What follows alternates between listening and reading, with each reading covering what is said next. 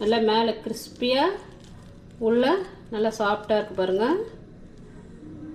கையில் தண்ணி தொட்டுட்டு மாவு எடுத்தோமா இந்த மாதிரி உருண்டையாக எடுத்துகிட்டு கட்டை வரல இப்படி ஒரு ஓட்டை போட்டு அப்படியே எண்ணெயில் விட வேண்டியதுதான்.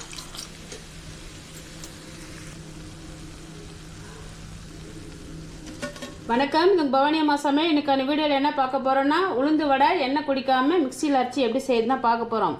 அதுக்குன்னா இந்த ஒரு டம்ளரில் உளுந்து எடுத்துருக்குறேன். இந்த உளுந்தை 2-3 டைம் வாஷ் பண்ணி எடுத்துகிட்டு வந்து உளுத்தம் பருப்பை 2-3 டைம் தண்ணி ஊற்றி கழுவி எடுத்துகிட்டு வந்துட்டோம். இப்போ இது ஒரு தட்டு போட்டு மூடிடலாம். இது ஒரு 3/4 மணி நேரம் ஊறணும். இப்போது நம்ம ஊற வச்சுக்கிற பருப்பு வந்து 3/4 மணி நேரம் ஆகுது. 3/4 மணி நேரம் ஊறினா போதும், ரொம்ப நேரம் ஊற வேணாம். இப்படி எடுத்து கையில் இப்படி அழுத்தி பார்த்திங்கனாவே தெரியும், நல்லா ஊறி வந்துருக்குது பாருங்கள். இப்போது பருப்பில் இருக்கிற தண்ணியெலாம் வடித்து எடுத்துட்டோம். வடித்து எடுத்துகிட்டு ஒரு மிக்சி ஜாருக்கு மாற்றிக்கலாம். மிக்சி ஜாரில் மாற்றிட்டு இது நல்லா நைஸாக அரைச்சிட்டு வரணும். இப்போது அரைச்சிட்டு வந்த மாவை ஒரு பவுலுக்கு மாற்றிக்கலாம்.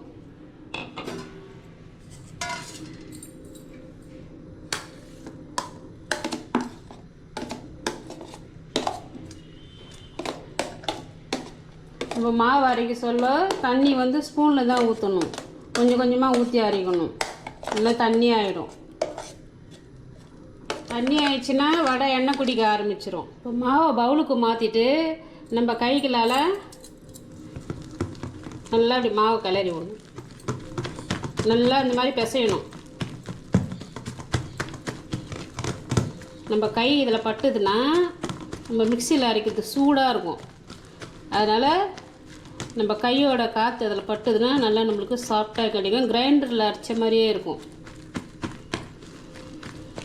உங்களுக்கு இந்த மாதிரி கையில் பண்ணுறதுக்கு கஷ்டமாக இருந்ததுன்னா விஸ்கு வச்சு கூட பண்ணலாம்.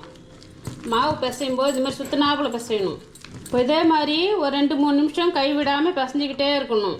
இப்போ இந்த உளுந்து மாவு கூட என்னென்ன சேர்க்குதுன்னு பார்க்கலாம்.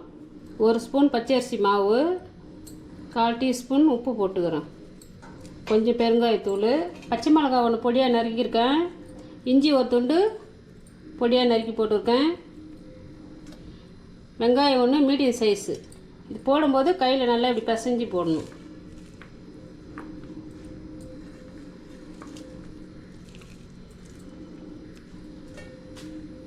கருவேப்பிலை 1 கொத்து,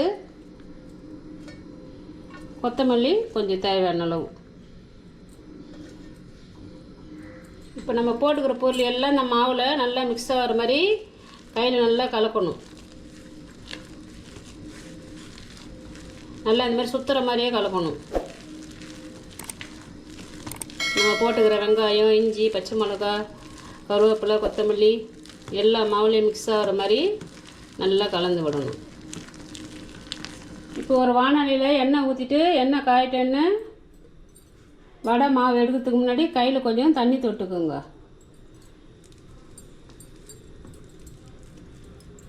நல்லா மாதிரி உருண்டையாக எடுத்துகிட்டு இந்த கட்டை வரல இப்படி ப்ரெஸ் பண்ணோமா ஓட்டை வரும்.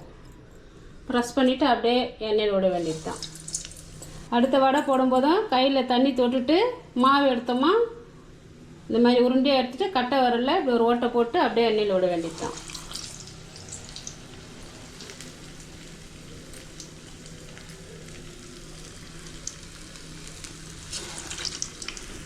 நம்ம எண்ணெய் எவ்வளோ ஊற்றுறோமோ அதுக்கேற்ற மாதிரி வடை போட்டுக்கலாம்.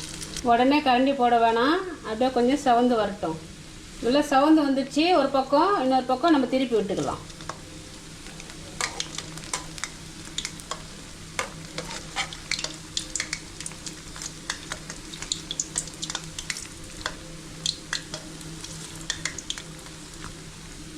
பாருங்கள், வடை நல்லா 2 பக்கமும் செவந்து வந்துருச்சு. நல்லா பொன்னிறமாக வந்துருக்குது. இப்போ இந்த டைமில் எடுத்துடலாம்.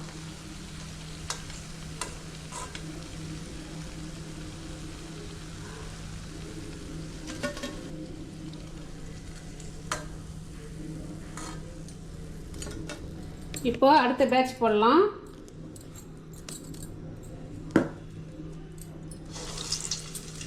இதே மாதிரி இருக்கிற மாவை எல்லாத்தையும் சுட்டு முடிச்சுட்டு பார்க்கலாம். வடை சுட்டு முடிச்சிட்டோம். பாருங்கள் எவ்வளோ சூப்பராக வந்துருக்குது. நல்லா மேலே கிறிஸ்பியாக உள்ள நல்லா சாஃப்டாக இருக்குது பாருங்கள். இதேமாதிரி நீங்கள் வீட்டில் செஞ்சு பாருங்கள். இந்த வீடியோ பிடிச்சிருந்தா லைக் பண்ணுங்கள், உங்கள் நண்பர்களாக ஷேர் பண்ணுங்கள். பவானியம்மா சேனலை சப்ஸ்கிரைப் பண்ணிவிடுங்க. நன்றி, வணக்கம்.